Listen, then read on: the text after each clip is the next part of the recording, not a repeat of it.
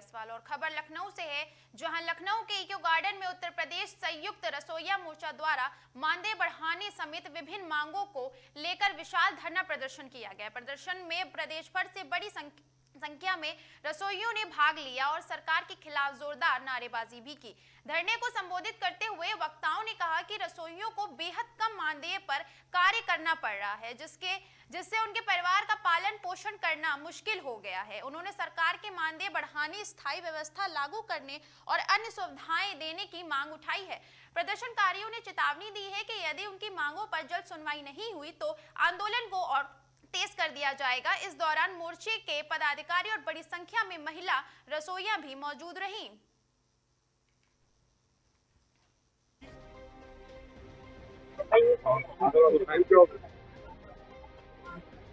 रसोइया मोर्चा जो है सात सूत्री मांगों को लेकर क्या कहना चाहेंगे? मांगों को लेकर के मैं रणवीर सिंह बलिया से चल करके आया हुआ हूँ, संयुक्त रसोइया मोर्चा के बैनर तले। अभी पिछले दिनों उत्तर प्रदेश शिक्षा मंत्री की तरफ से एक निवेदिका जारी हुई, नोटिस जारी हुआ कि प्रदेश में जितने भी कार्यरत रसोइया संगठन हैं, सब लोग हमारे टेबल पे आए और रसोइयों की क्या समस्याएं हैं वो हमें बताने का काम करें और हम उनकी समस्याओं को सुलझाएंगे। हम सारे संगठन के लोग मिल करके और लखनऊ में शिक्षा मंत्री संदीप सिंह जी के सामने हम लोगों ने अपनी मांग रखी कि रसोइयों की दिन दशा ऐसी खराब हो चुकी है। ये बताइए, आज के इस महंगाई के दौर में 2000 रुपए पर, वो भी पूरे 12 महीने का नहीं, 10 माह का मानदेय इनको मिलता है। 10 माह के मानदेय में 20,000 रुपए में पूरे साल एक परिवार को चलाना रसोइया के लिए कितनी बड़ी विकट स्थिति है। जबकि उसके मरने के, न उसके जीने का, न उसके दवा के लिए कोई किसी तरीके का उनको सरकार की तरफ से व्यवस्था नहीं बनाई गई है। ऊपर से उनके ऊपर बॉन्ड सरकार की तरफ से यह रखा गया है कि जब सरकार चाहे तब उनको हटा सकती है, एक नोटिस जारी करके साल में चयन के नाम पे। दूसरा, वो होने के बाद उनके भूखमरी के स्थिति पर उनको छोड़ दिया जाता है।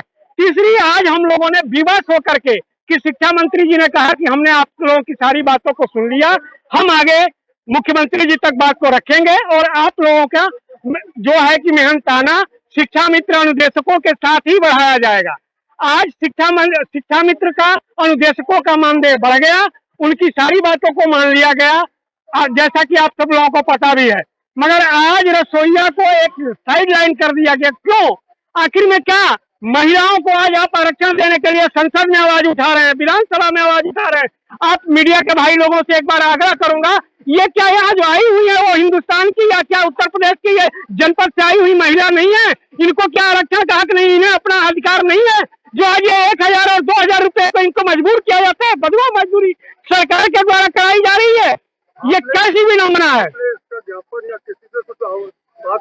हर साल हम लोगों ने बार बार ज्ञापन सरकार को दिया है, आश्वासन यही मिल रहा है कि हम जल्द ही आप लोगों की समस्याओं का निदान करेंगे। तो इको गार्डन में धरने पे आप बैठे हुए हैं, जब कब तक बैठेंगे आप? ये हम लोग जब तक हमारी मांग, आज तो हम इको गार्डन में बैठे हैं, कल अगर हमारी मांग नहीं पूरी हुई तो हम पूरे प्रदेश के जनपदों में हम आंदोलित होकर के आंदोलन करेंगे। आज तो हम शांतिप्रिय तरीके से कर रहे हैं।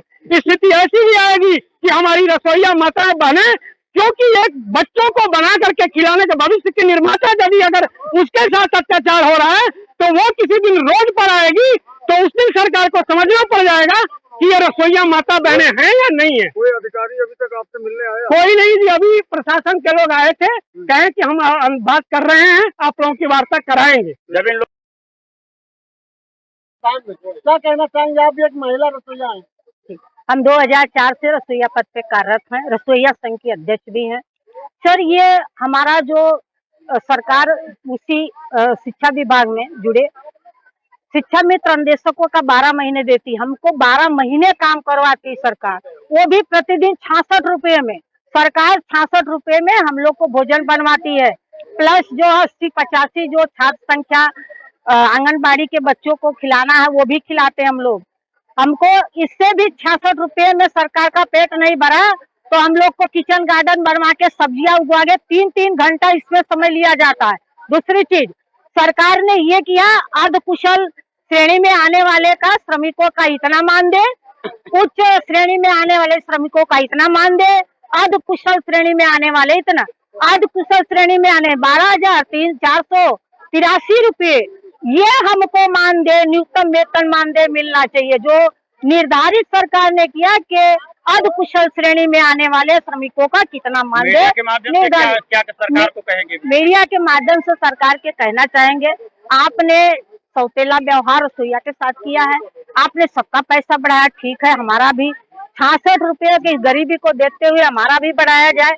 चुनाव में भी हम लोग की ड्यूटी ऐसे लगा देते 12-12 बजे तक हम लोग उसमें खाना बनाकर सभी अधिकारियों को खिलाते हैं, और उसमें उन लोग खर्चा हमको 5 पैसा भी सरकार भी नहीं देती, ना अधिकारी लोग देते हैं। आने वाले समय में हम 27 में 22